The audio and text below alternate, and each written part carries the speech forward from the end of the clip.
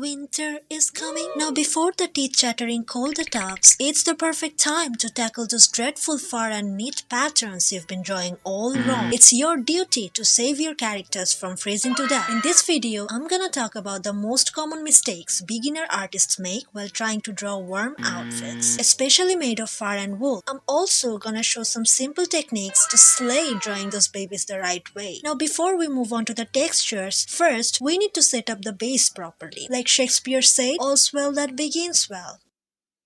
Right? For the base, we need to be mindful about two things, shape and folds. Winter apparels are made of thick materials to keep the cold out. More often than not, the clothes are big and oversized. Of course, there are some exceptions, but for the sake of our sanity and ensuring maximum warmth, we will pretend they don't exist. Let's say this is the structure of the body. Yes, I know, very accurate. Now this is the shape of the clothing, a sweater. There's a huge distance between the curve of the body and the edge of the sweater because oversized baby sweater, y'all. Same goes for all the other areas. Now depending on how thick the fabric is, the wrinkles can be gazillions or just a few. On thick fabrics like this, the folds are less in number but bulkier in size. These folds stem from the tension points and the gravitational pull working on the fabric. Now that we're somewhat expert in the basics, let's move on to the fun part. I'll be explaining two methods of drawing fur in this video. One is for simpler art styles like comics, cartoon, vector art, etc. The other is a more detailed rendering method. So stick around till the end of the video for the second method and the neat pattern techniques. One of the common mistakes a lot of beginners do is trying to draw every strand of fur separately. This ends up making the drawing look too crowded and unappealing. Instead, imagine the fur strands in groups, just like drawing hair in sections. Remember this like a lifeline. Less is more. Also, avoid drawing the furs too straight. We gotta bend those babies for more flow. Curving the furs in different directions make them seem more natural. Also, if you take a closer look, you'll notice the density of fur becomes less towards the edge.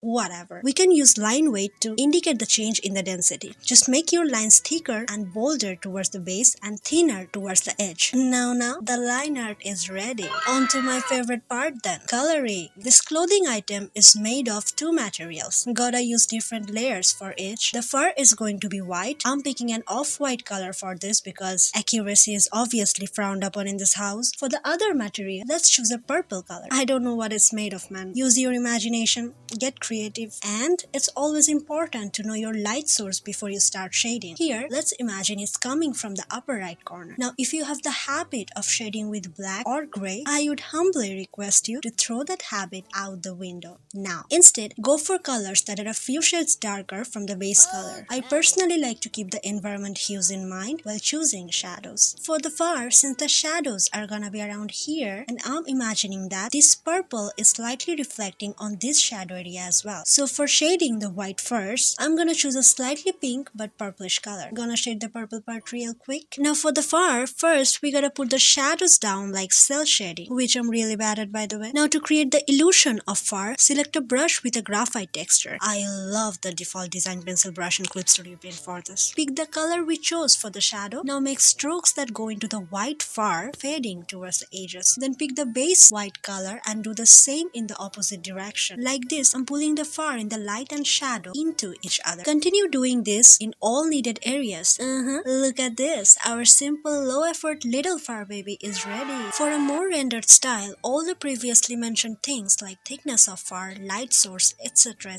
still apply. But if you hate line art, I've got good news for you. Because for this method, we don't need line art at all. Using the sketch as a guide, I'm gonna fill in the base colors first on different layers. Now use a brush with good pressure sensitivity. I'm using the default Real G Pen brush in Clip Studio Paint. On the white base layer, I'm drawing lines to imitate the fur. Just like the previous method, this line should have variations in regards of thickness, shape, size, and direction. Now I'm quickly shading the purple material with the sketch as a guide. For rendering the fur, I'm mainly choosing three colors for no particular reason. I just like making my life hard. Now lowering the brush opacity, we gotta use all three colors to mark the areas in the shadows. Notice that the colors we get after this process is not actually only three. The varying opacity created more shades than we originally used. Now just like before, color pick the different shades and make strokes to overlap the different shades and pull them into each other. To take the rendering up a notch, I'm gonna make a sort of highlight effect. Since the base color wasn't exactly white, now I can use the purest white on the color wheel to mark the area that's directly in the light.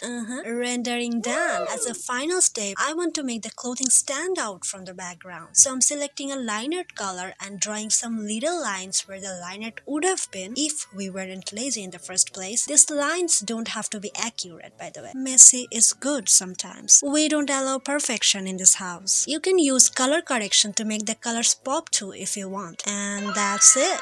Here are the two different versions side by side. Let me know in the comments which one suits your art style more. Moving on to the wool clothing. Knitting patterns can differ so much that drawing them manually can take lots of long hours. So since it's tricky, we gotta work smarter, not harder. Or that's the only way I know how to do it at least. I'm gonna take advantage of the Clip Studio assets for this, but don't worry, there are a few tips that you must know even if you are using another software. Let's bring back the sweater we sketched at the beginning of this video. I'm just gonna head straight to coloring without the line art cause I wanna go back to sleep. What can I say? Priorities. After shading the sweater, now create a new layer to add texture. The first brush pack I'm using is this one. It comes with many brushes with different knitting patterns. It's also perfect for flatter art styles like manga, webcomics or anime. While using custom brushes, ask yourself how thick the wool material for the clothing item is. If the wool is really thick, increase the brush size cause the knit patterns will also be larger. The opposite applies if the wool used to make the clothing item is thinner. On the new layer, use a dark color to draw the patterns. I like doing this in one long stroke. A lot of beginner artists just draw straight lines while using these brushes. As a result, the clothes look flat with no dimension at all. This is a heinous crime. Please stop or I'll find you. While drawing the patterns, you should keep the folds of the clothes in mind. Imagine how the folds affect the direction of the knits and try to follow that. Another tip, try to change up the patterns by using the different brushes that come in the brush pack. This way, all your clothes don't have to look like they have the exact same pattern. After drawing the patterns all over the clothes, I'm changing the blending mode of the layer to linear light to make it suit the base color of the sweater. And look at this, it's giving Instagram model vibes. The second brush I like using is this one. It looks a bit more realistic if that's what you're into. I wouldn't know, I'm a dedicated 2D sim. I'm just gonna brush this texture over the whole clothing item on a new clipped layer and then play around with the blending mode and the opacity to find one that suits your taste. For me, overlay and soft light definitely tops the other blending modes. And we're all done. Now I'm sure all your characters are bundled up in fashionable warmth, but you know what's gonna warm my heart? If you whip out a like and subscribe to the channel. Play around with the techniques I mentioned in this video to find what works for you and also let me know what other videos you'd like to see. Until then, bye bye.